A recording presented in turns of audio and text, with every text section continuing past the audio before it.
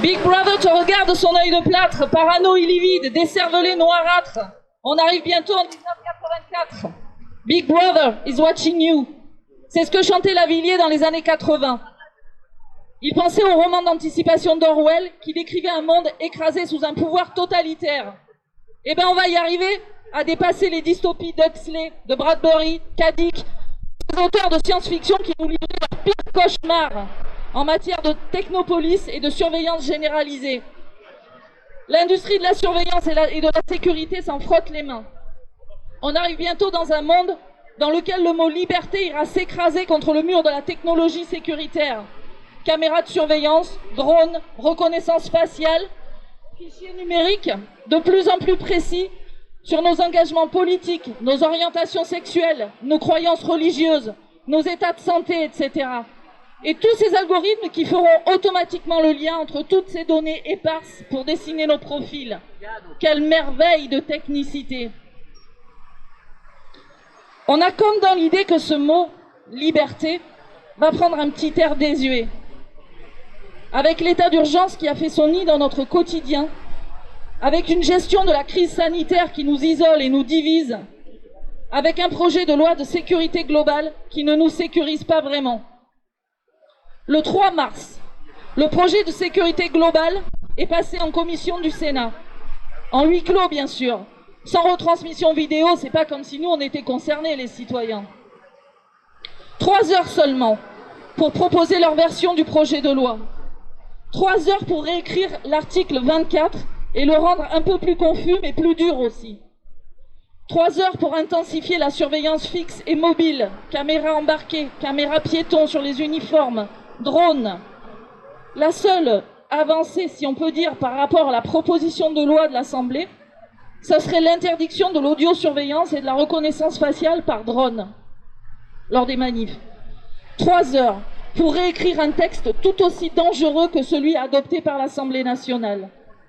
3 heures pour installer Big Brother plus confortablement dans un écrin législatif de plus en plus sécuritaire qui réduit comme peau de chagrin l'état de droit et nos libertés fondamentales. Voir sans être vu, le rêve de tout État totalitaire. Selon la CNIL, en 2012, 935 000 caméras automatisées scannaient déjà l'espace public 24 heures sur 24. Un des premiers à en pourvoir les murs de sa ville fut d'ailleurs le célèbre Patrick Balkany, dont l'attention portée à la sécurité de ses administrés n'a d'égal que son intégrité morale, c'est bien connu. Aujourd'hui, on a dépassé le 1 million de caméras de surveillance.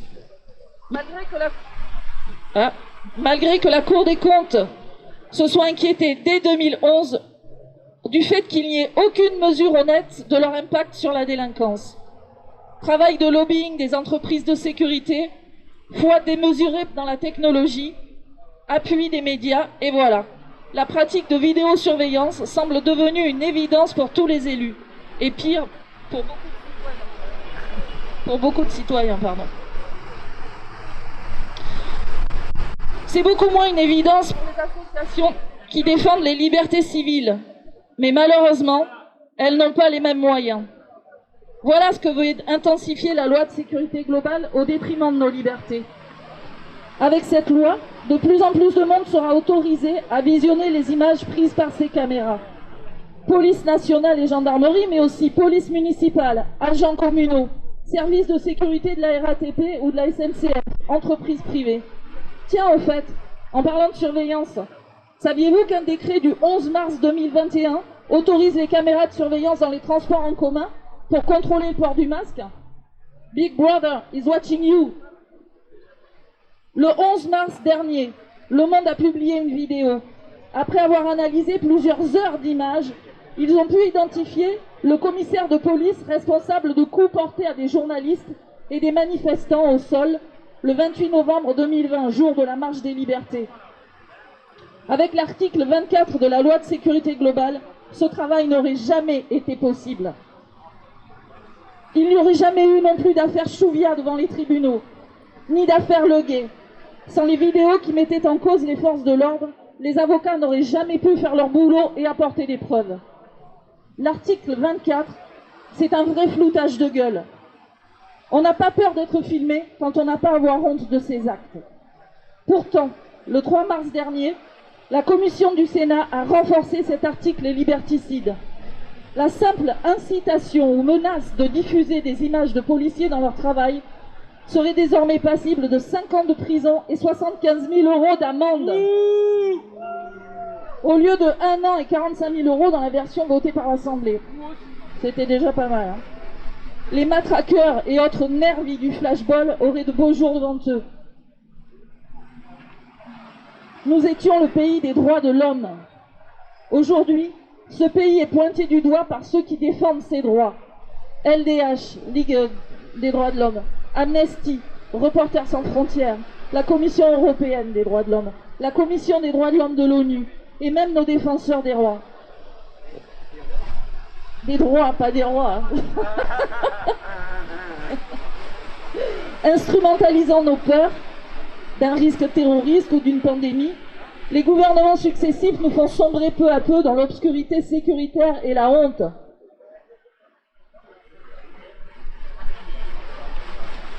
Mais en réalité, cette loi de sécurité globale, qui est-elle censée protéger?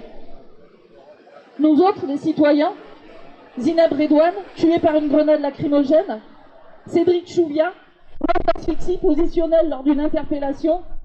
Steve Canisso, mort noyé lors d'une intervention policière pour avoir fait la fête? Mohamed El Migabsi, mort au commissariat après son interpellation pour non-respect du couvre-feu? Rémi Fraisse, mort pour avoir défendu une zone verte contre des promoteurs? Et il y en a d'autres. Ou encore les éborgnés, les matraqués, les mutilés pour avoir manifesté leur désaccord avec la politique du gouvernement. Nous savons, nous, que notre sécurité ne sera assurée que par la garantie de nos droits humains. Qu'on garantisse notre droit à l'éducation au lieu de supprimer des classes et fermer des lieux de culture. Qu'on garantisse notre droit à la santé au lieu de supprimer des lits et des postes dans les hôpitaux. Qu'on garantisse notre droit au logement au lieu de se faire prendre en photo avec des SDF. Qu'on garantisse notre droit au travail au lieu de nous enjoindre à traverser des rues et que en même temps, on bloque l'économie en jetant sur la paille les plus précaires d'entre nous. Qu'on garantisse notre droit à nous nourrir correctement au lieu de baisser les minima sociaux, les APL, les allocations chômage. Qu'on garantisse notre liberté d'expression et de manifester notre désaccord au lieu de diffuser à coups de matraque la peur d'aller manifester. Qu'on garantisse enfin notre droit à une vie digne. Alors, on se sentira en sécurité. En vérité, cette loi de sécurité globale, conçue en partie par un ancien du RAID, ne sécurise globalement que le pouvoir et son bras armé. Et au passage, elle sécurise aussi les industriels et les entreprises privées qui piaffent devant le marché de la surveillance. Voilà la conception de la sécurité. Mais c'est pas la nôtre. La discussion de cette loi en séance publique au Sénat commence aujourd'hui.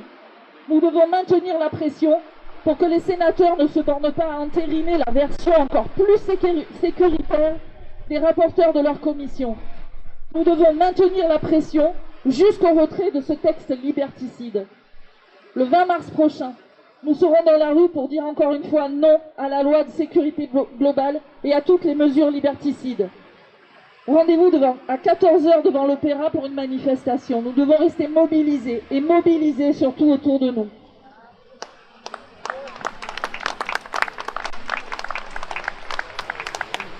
Le collectif Sécurité Globale de Toulon rassemble l'Assemblée populaire citoyenne du Grand Toulon, l'Assemblée populaire thématique du dimanche, l'Association pour la taxation des transactions financières et pour l'action citoyenne du Var, ATAC-VAR, le comité Action Lutte 83, local 83, les comités de résistance et de reconquête du Var, Europe Écologie Les Verts, Fakir, la Fédération varoise du Parti communiste, la Fédération syndicale unitaire, FSU, la gauche républicaine et socialiste, Génération, les Gilets jaunes constituants de Cuers, les Gilets jaunes La Marianne de Bandol, les Gilets jaunes Vallée du Gapeau, la France Insoumise, la Ligue des droits de l'homme, Marche pour le climat, le nouveau parti anticapitaliste, NPA, le parti ouvrier indépendant, l'Union syndicale solidaire, l'Union communiste libertaire et Zéro fossile.